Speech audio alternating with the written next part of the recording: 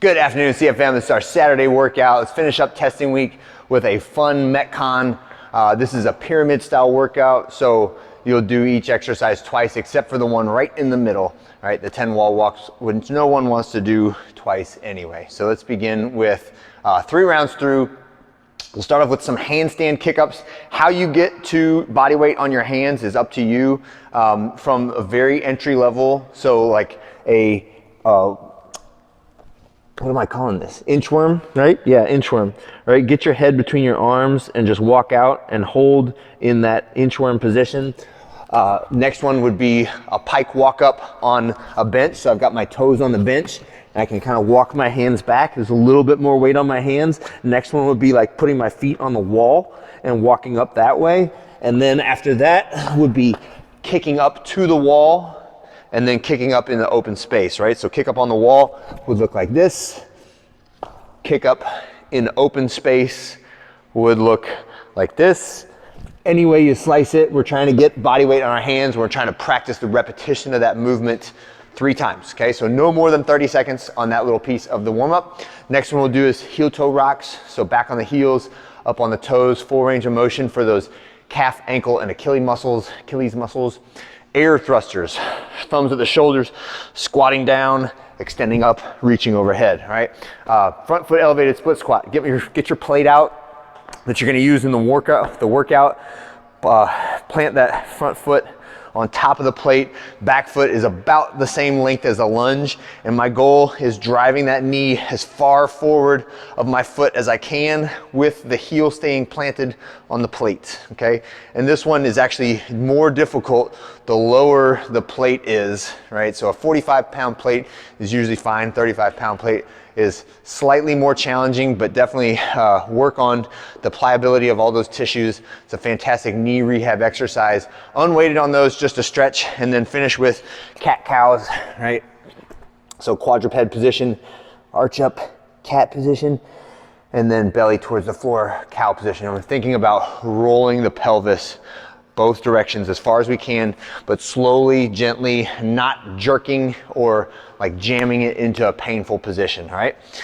Every round, we're gonna do that for 3 rounds. Every round I want you to warm up and test an exercise or 2, okay? So burpees, first one. 3, 2, 1, go. This is a 4-time workout. We're gonna count up and then count back down. So we're gonna go up the pyramid and then back down the pyramid. So we're starting at 50 and then going 40, 30, 20, 10. 10 is the top of the pyramid. We're only gonna do that one time and then back down 20, 30, 40, 50, okay? So first one is burpees. Burpees start from the standing position. We're gonna plant our hands, kick your legs back to the plank, lower yourself all the way down to the ground. So this is my chest, chin, thighs, all of it touching the ground. Back up. Jump and clap, all right? 40 reps, goblet squat, 50 for the guys, 35 for the ladies. You can hold anything you want. It could be a kettlebell, a dumbbell, a giant sandbag, a toddler, whatever.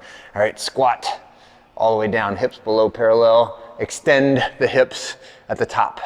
Next one is push-ups. This one, if you need to use an elevated object such as a bench, a matador, an adjustable pull-up bar, a barbell in the rack, any of those are fine, but range of motion should be elbows straight at the top in a plank position, and then at the bottom, my hands are relatively close to my torso and my shoulders are forward of my hands at the bottom, right?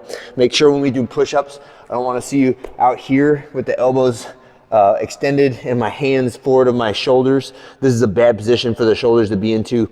Even though it feels like you might be a little bit stronger in that position, it's really not. It's kind of a cheat, but it puts more stress on the front side of your shoulder when you do it that way. So try to get thumbs approximately in your armpits at the bottom of the push-up, right?